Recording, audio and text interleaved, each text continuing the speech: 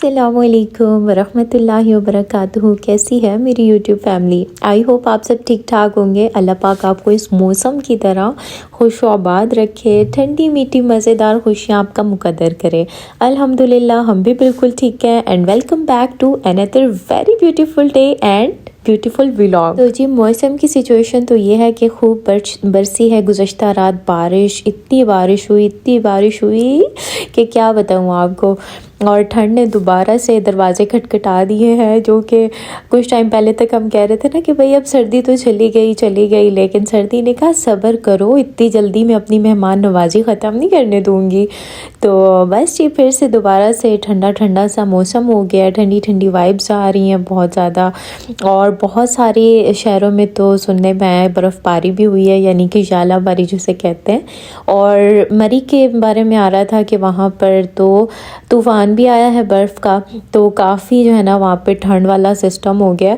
तो अभी तो फिर बताया हुआ है कि मंडे ट्यूसडे दोबारा से बारिशें स्टार्ट हो रही हैं। तो मैंने कहा अल्लाह ज़रा मौसम नॉर्मल ही रहे, बहुत ज़्यादा ठंड भी ना नाकाबिले बर्दाश्त हो जाती है। वो कि मुझे भी जो है ना गर्मी बर्दाश्त नहीं होती बिल्कुल, लेकिन फिर भी मैं गर्मियों को इस लिहाज से प्रेफर करती हूँ ना कि एटलीस्ट बंदा पानी वाले काम, जैसे कि हम ख़वातीन के तो होते ही पानी वाले काम हैं, कपड़े धोना, फ़र्श धोना, बर्तन धोना, तो वो है ना कि बंदा थोड़ा सुकून के साथ कर लेता है। पानी के साथ थोड़ी सी ना अच्छा फील हो रहा है, अच्छी वाइब्स आ रही होती हैं। लेकिन सर्दियों में क्या, बंदा कहता है बस बिस्तर में घुसा रहे, बाहर ना निकले, ठंड में ना जाए, तो ये वाली सारी सिचुएशंस हो जाती हैं। इस लिहाज से सर्दियाँ ना मुझे बहुत टफ़ लगती हैं। तो नॉर्मल मौसम ना मैं बड़ा इंजॉय करती हूँ। मैं यही दुआएं कर रही थी, मैं कही थी अल्लाह ताला जल्दी से मौसम ठीक कर दें ताकि रमज़ान जो है ना वो अच्छा सा गुजर जाए। तो बस यहाँ पर हमने आज नाश्ता जो था ना वो अंदर बैठ के किया था, क्योंकि सुबह भी काफ़ी बारिश हुई थी और सही बाहर ना वो पानी हुआ था। बाद में जब बारिश रुकी मैंने बाहर वाइपर शाइपर लगाया, अब थोड़ी धूप भी अभी निकल रही थी। तो बस ये था कि अब दोबारा शायद बारिश ना हो, तो बस मैंने कहा अब जल्दी रूटीन के काम पकड़े जाएं। माल्टे खाए। अदनान बता रहे थे, कहते हैं कि जब भी सीज़न एंड होने लगता है ना, मैं उस टाइम का फ्रूट उस टाइम पे ज़रा सही खाता हूँ। शुरू में माल्टे इतने नहीं खाए, लेकिन अभी जो है ना मेरा भी फेवरेट फ्रूट जो है वो माल्टा हुआ है, और अदनान का भी ना फेवरेट आजकल माल्टा ही चल रहा है। अच्छा, मैं मोस्टली ना सैटरडे संडे व्लॉग अपलोड नहीं करती, क्योंकि मैंने जब भी इस तरह से अपलोड किया मैंने नोटिस किया कि शायद आप लोग मसरूफ़ होते हैं या क्या, व्लॉग पे ना आप लोग उस तरह से व्यूज़ नहीं देते। तो मैंने इसलिए छोड़ा हुआ था कि मैं सैटरडे संडे जो है ना वो व्लॉग अपलोड नहीं कर रही थी। लेकिन मुझे काफ़ी सारे मैसेजेस इस हवाले से आते हैं कि आप व्लॉग क्यों नहीं अपलोड कर रही। तो मुझे लगा कि शायद कुछ लोग हैं जो वाकई में देखना चाहते हैं सैटरडे संडे को भी। तो आप लोग मुझे बताइएगा, अगर आप लोग इंटरेस्टेड हुए तो आइंदा मैं कोशिश करूँगी सैटरडे या फिर संडे को भी पोस्ट करूँ।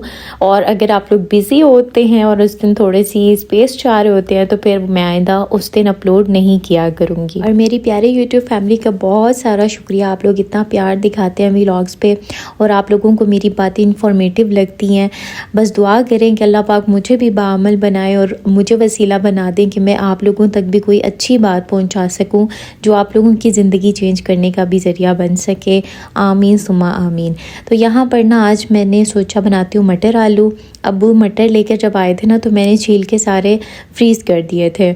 अच्छा, कुछ लोग इनको वो थोड़ा सा ना बॉईल करके फ्रीज़ करते हैं और कुछ ऐसे ही कर देते हैं। मैंने तो खैर कभी इनको बॉईल करके फ्रीज़ नहीं किया, ऐसे ही फ्रीज़ कर देती हूँ और जब बनाने होते हैं निकाल लेती हूँ।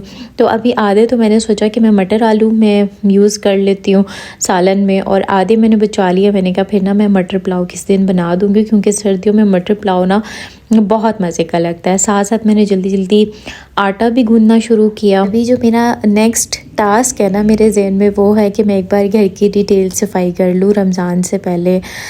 वैसे तो अल्हम्दुलिल्लाह डेली सफाई होती रहती है, लेकिन वो एक होता है ना कि ज़रा थोड़ा डीप वाला हाथ मार दिया जाए।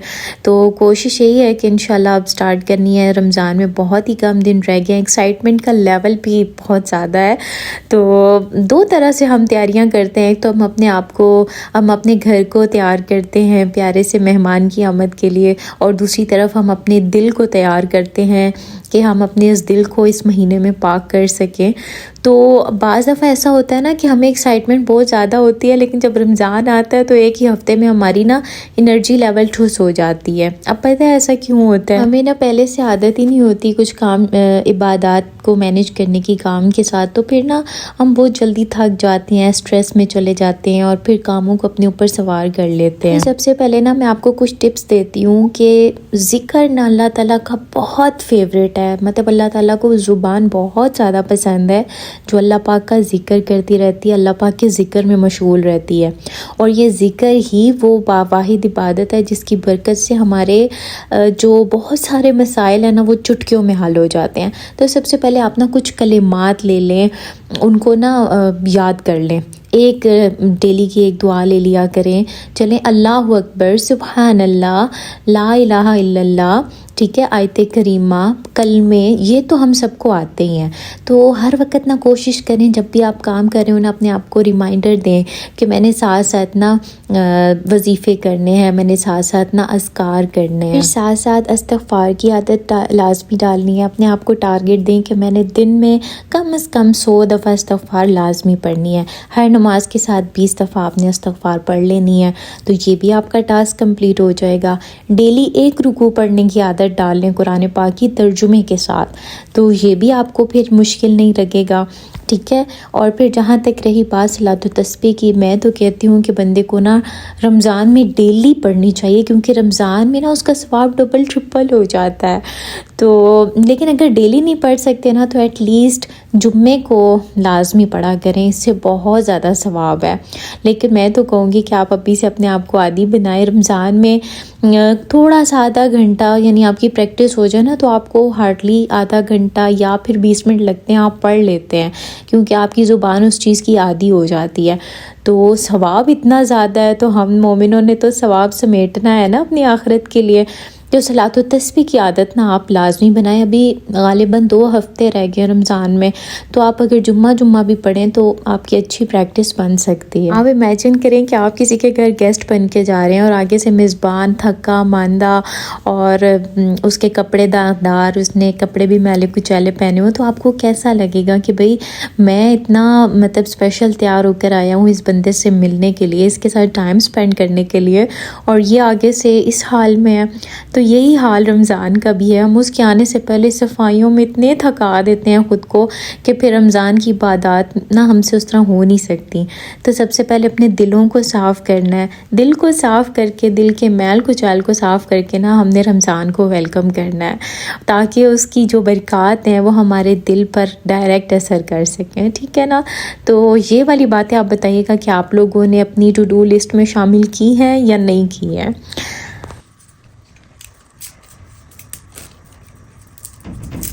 अच्छा, बहुत सारे लोग जो है ना वो रमज़ान की प्रिपरेशन में खाने की चीज़ें फ्रीज़ कर देते हैं, टोमेटोज़ वगैरह, चने शने। तो मैं और तो कुछ नहीं करती, लेकिन इस दफ़ा ना मैंने ये सोचा कि अम्मी के घर से लहसुन मंगवाया था, क्योंकि पहले तो हमारी माँ जी जो है ना हम सबको छील के देती होती थी, लेकिन माँ जी जो है ना वो अब गाँव चली गई हैं, तो इस दफ़ा ना सब ने अपना अपना लहसुन खुद छीलना है। तो मैं ना अम्मी मुझे दे गई थी, तो मैं कब से स्ट्रेस में थी, मैंने कहा हाय इसको मैं कैसे छीलूँगी, लेकिन आज मैंने ना हिम्मत पकड़ी, मैंने कहा आज तो मैंने ना ये लहसुन छीलना ही है। अच्छा, जो दूसरा लहसुन होता है ना जो बाज़ार से मिलता है वो मोटे वाला, वो फिर भी जल्दी छीला जाता है, लेकिन ये देसी लहसुन ना इसको छीलना थोड़ा सा टफ़ होता है, क्योंकि इसका छिलका बहुत ही बारीक होता है। मैंने सोचा बाकी मैं कुछ करूँ ना करूँ, लेकिन लहसुन मैं लाजमी छील कर रखूँगी ताकि रमज़ान में मुझे प्रॉब्लम ना हो। और आज जो है ना वो इतना लहसुन मैं छील सकी हूँ, और मैं ख़ुद को देख के हैरान हो रही थी कि वाकई में मैंने इतना लहसुन आज छील लिया है। अभी भी पीछे 2 मतलब गठियाँ पड़ी हुई हैं, वो इंशाल्लाह साथ साथ करूँगी, लेकिन आज फाइनली मैंने हिम्मत करके इतना जो है ना वो कर ही लिया, छील लिया। अच्छा, इसके बाद अगला टास्क मेरा था कि मैं इत्मीनान का ना दराज साफ़ करूँ। तकरीबन काफ़ी टाइम हो गया मैंने इनका दराज नहीं साफ़ किया, तो आज मैंने सोचा लगे हाथ इनका दराज भी साफ़ कर लिया जाए। बहुत सारी चीज़ें होती हैं, पर्चियाँ शर्चियाँ, वो तो मैं डर के मारे हटाती नहीं हूँ कि हो सकता है कोई ज़रूरी हिसाब किताब हो, लेकिन यह है कि बाकी जो एक्स्ट्रा चीज़ें होती हैं वो फिर मैं निकाल देती हूँ।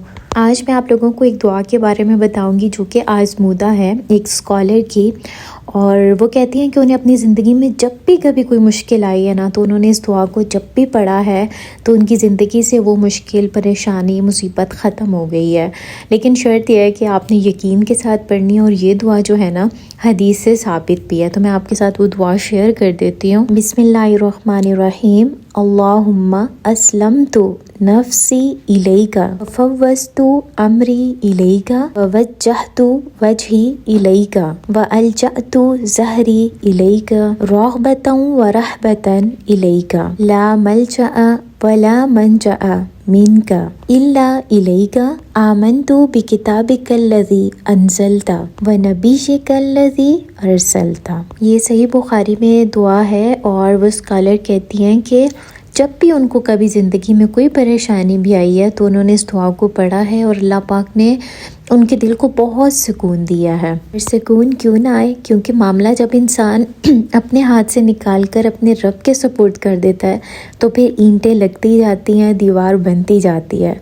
बाज़ दफ़ा तो इंसान को पहली ईंट पर ही नज़र आ जाता है कि उसका काम बनने लग गया है, और बाज़ दफ़ा अल्लाह की तरफ से किसी मसलहत की बिना पर जब वो पूरी दीवार बन जाती है तब दिखाया जाता है।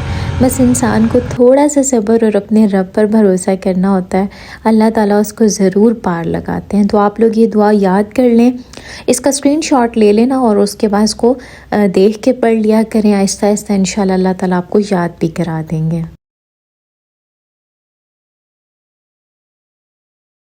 अच्छा, शाम में मौसम काफ़ी अच्छा हो गया था, बादल शादल भी चले गए थे लेकिन हवा चल रही थी। मैंने फटाफट थोड़े से कपड़े थे उनको भी जल्दी से वॉश कर लिया, मैंने कहा काम ख़त्म हो। तो आई होप आपने वीडियो को एंजॉय किया होगा। वीडियो को लाइक किया करें, चैनल को सब्सक्राइब नहीं किया तो सब्सक्राइब भी कर दें, अपने प्यारों के साथ शेयर भी कर दें ताकि किसी के लिए अच्छी बात जो है वो सदका जारिया बन जाए। अल्लाह हाफिज़।